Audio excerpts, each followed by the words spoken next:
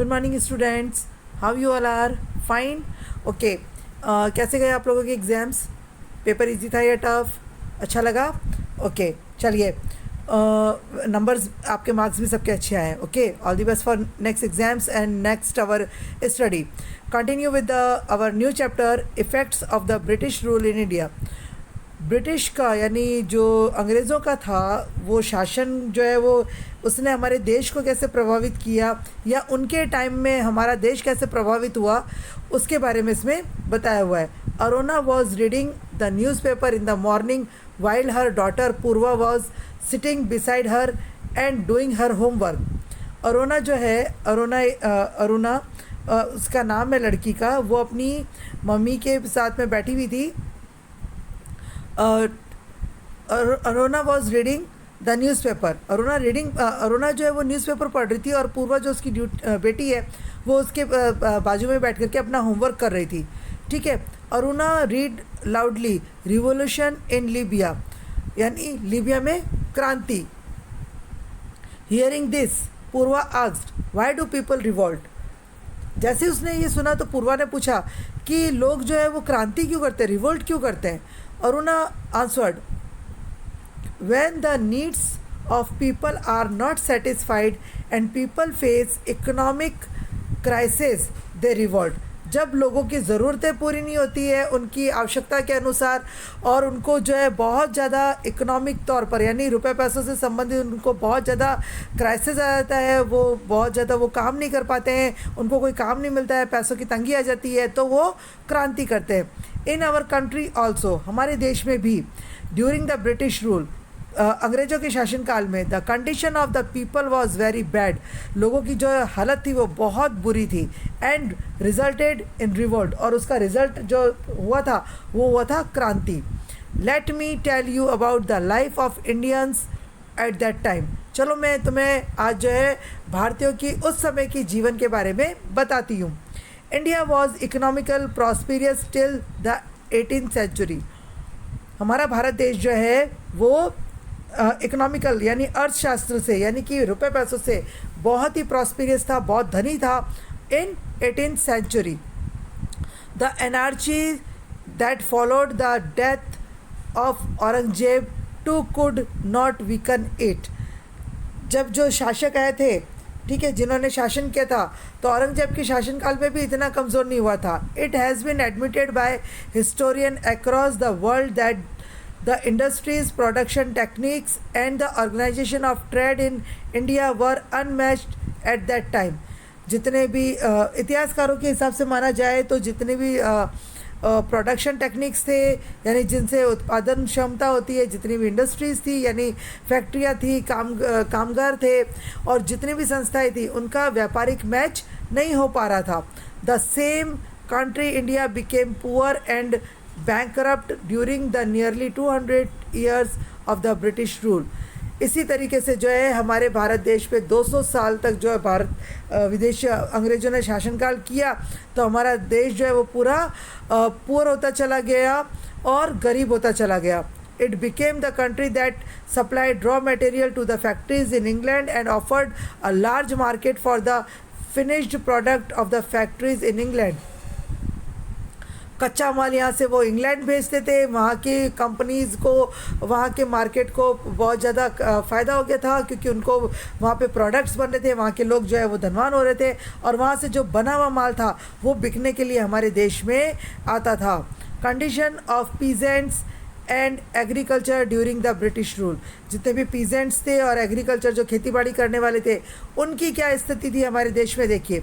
The British got a new opportunity to increase their income after the acquisition of the Diwani rights to collect land revenue of Bengal, Bihar and Orissa।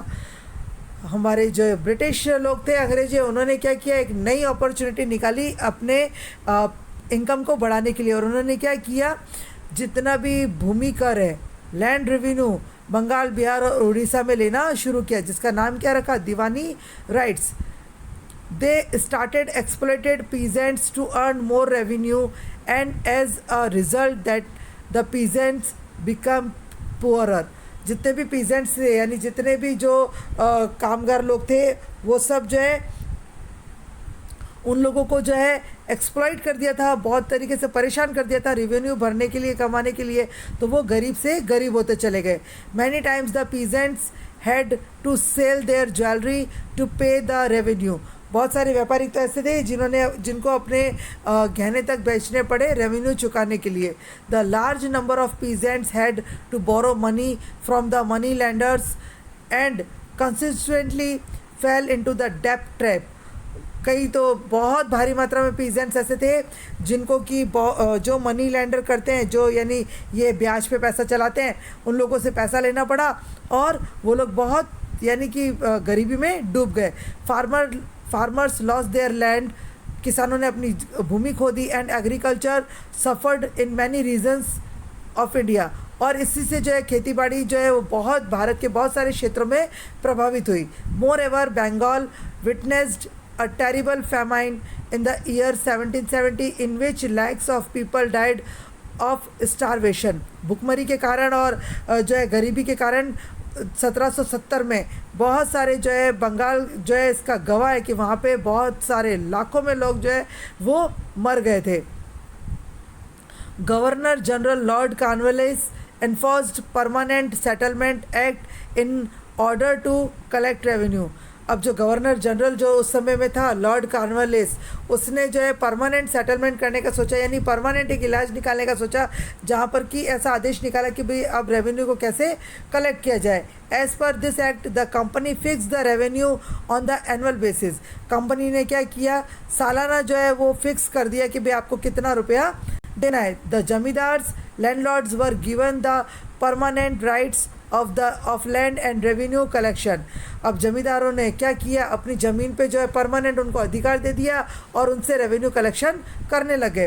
This is how a class of landlords loyal to the company was created. इससे क्या हुआ कि जो जितने भी एक class थी यानी एक क्षेत्र था, एक उनका वर्ग था, वो जो है वो क्रिएट हो गया। कंपनी ने लैंडलॉर्ड्स को जो है वो लॉयल भरोसे में लेके कंपनी पूरी क्रिएट कर दी। This act also ensured the income of the company. इस एक्ट ने जो है कंपनी की और इनकम बढ़ा दी। Against this the peasant who worked hard in the hot sun to cultivate the land and grow crop were exploited. इसके विपरीत जो पीजेंट्स थे, जो कामगार थे, वो बहुत जो मेहनत करते थे, भर दोपहरी में तपते सूरज में खेती करते थे और फसलें उगाते थे, वो सब नष्ट हो गया। Now effect on social life. Warren Hastings, the person who was giving the job of collecting revenue, was known as a collector. Warren Hastings ऐसा इंसान था जिसने कि जो रेवेन्यू को जो कलेक्ट करता था उस जॉब को क्या नाम दे दिया, कलेक्टर का नाम दे दिया। He also performed the function of a जज, और वो एक जज के तौर पे भी परफॉर्म कर सकता था। कौन, कलेक्टर। ठीक है। The British system of administration destroyed our ancient time system of self rule।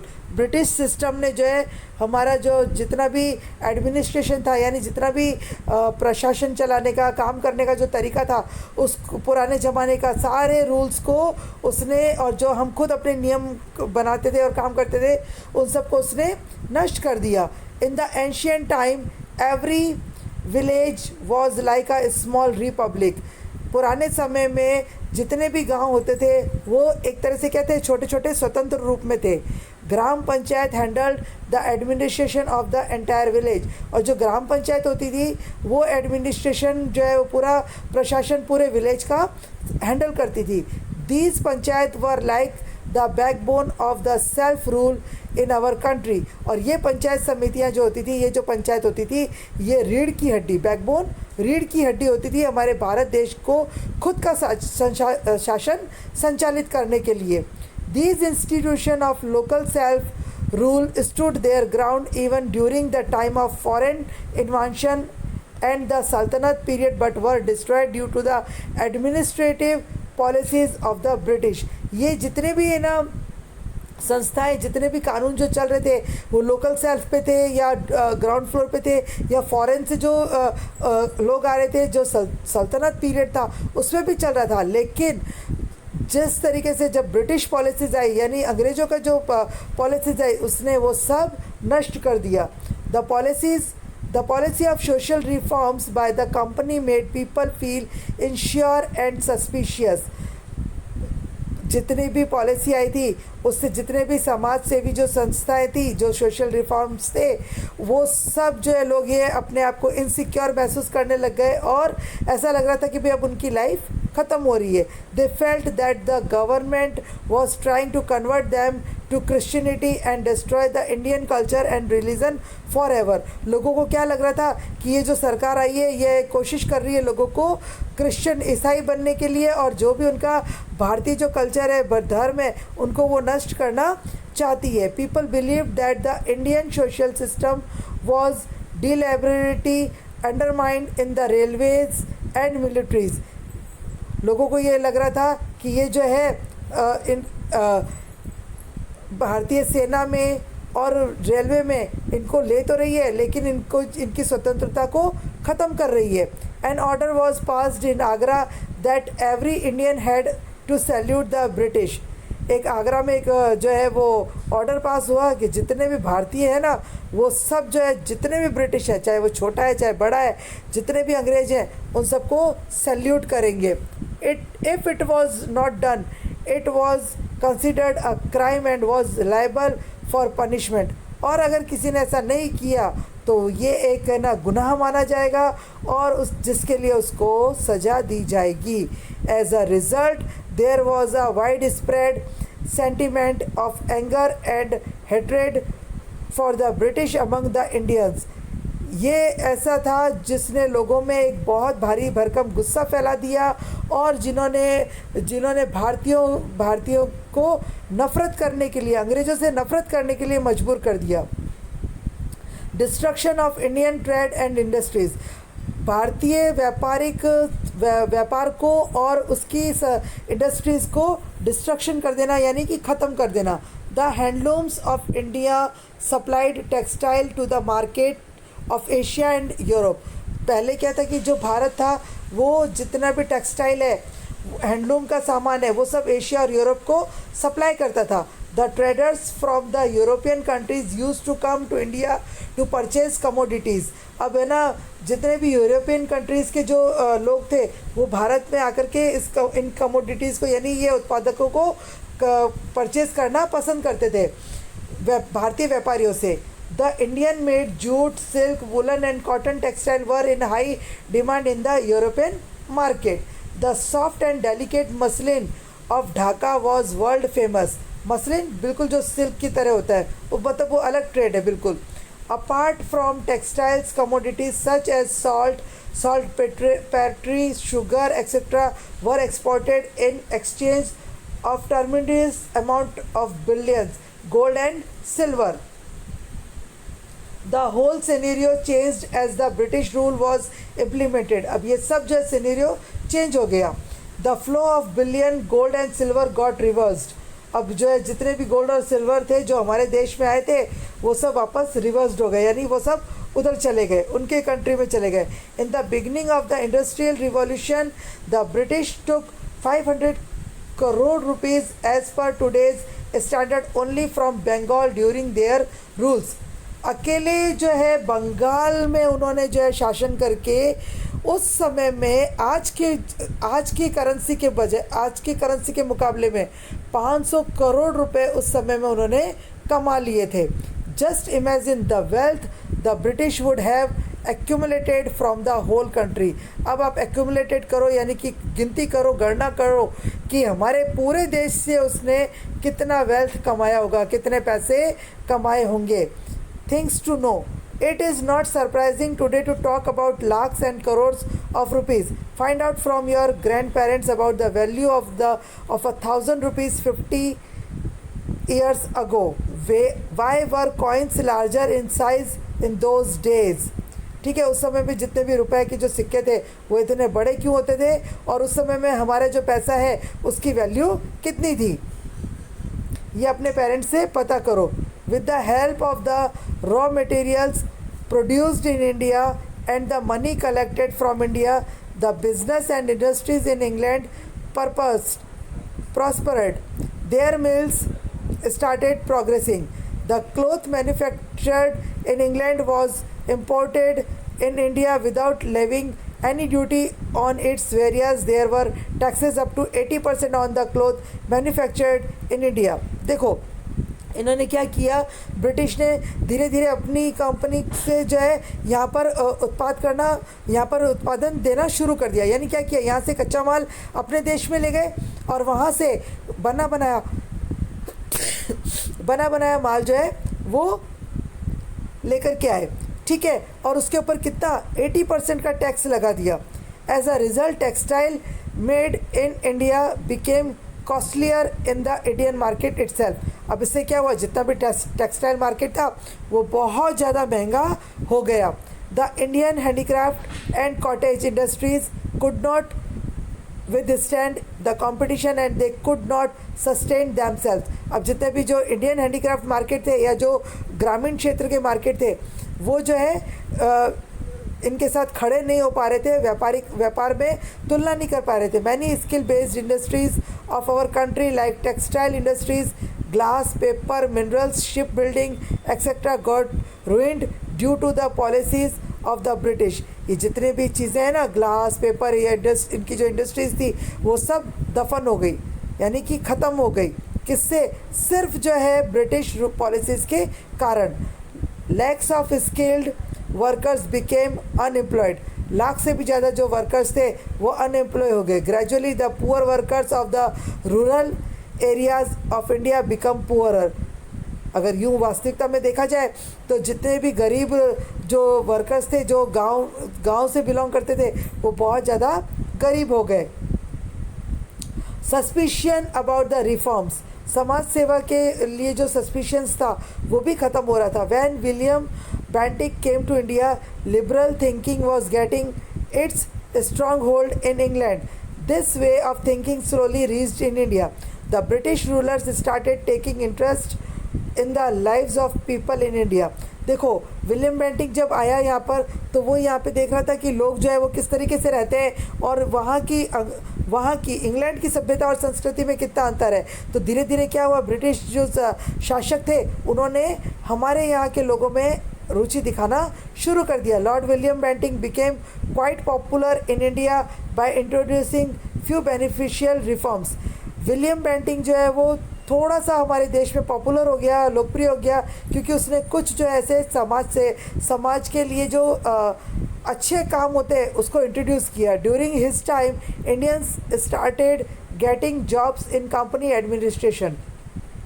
उसके टाइम पे जो है इंडियन पीपल्स ने कंपनी एडमिनिस्ट्रेशन में जॉब लेना शुरू किया. Indians were allowed to use their mother tongue in the court of law. Court में जो है वो अपनी मदर टंग काम में ले सकते थे. Raja Ram Mohan Roy and other social reformers were constantly making efforts to stop the evil practice of sati. Raja Ram Mohan Roy और दूसरे जो समाज सेवी थे वो बहुत प्रयास कर रहे थे कि हमारे देश में जो ये सती प्रथा की जो बुराई है वो ख़त्म हो जाए. Bentinck agree to these efforts and passed a law. Underline कर लीजिएगा, बेंटिक इस जो एफर्ट्स था इससे सहमत था और उसने 1829 में एक लॉ पास किया, ban the practice of Sati. Underline कर लेना इसको. विलियम बेंटिक ने एक कानून पास किया था 1829 में जिसमें उसने सती प्रथा को पूरा बैन कर दिया था. During the time of William Bentinck the English rulers try to irrigate the social evils as per the will of the social reformers. The orthodox class witnessed these reforms with suspicion. जितने भी अंग्रेजी शासक थे वो भी कोशिश कर रहे थे कि यहाँ पे जितनी भी सामाजिक बुराइयाँ हैं वो जितने भी समाज सेवक हैं उनके माध्यम से वो ख़त्म हो जाए और वो उसके जो है क्या बने, सहायक बने. The company had passed a resolution to spend 1 lakh rupees every year on education, but it was not implemented. Company ने जो है वो एक तरीका निकाला कि उन्होंने एक सॉल्यूशन निकाला कि वो 1 लाख रुपए हर साल जो है वो शिक्षा पर खर्च करेंगे, पर ये इम्प्लीमेंट नहीं हो पाया. Finally an education committee was formed during the time of Bentinck. अंत में जाके एक एजुकेशन कमेटी बनी, किसके टाइम में, बेंटिक के टाइम में। इन the year 1834 Lord Macaulay thought of introducing English education in India. Lord Macaulay ने सोचा कि इंग्लिश एजुकेशन को जो है वो भारत में इंट्रोड्यूस किया जाए।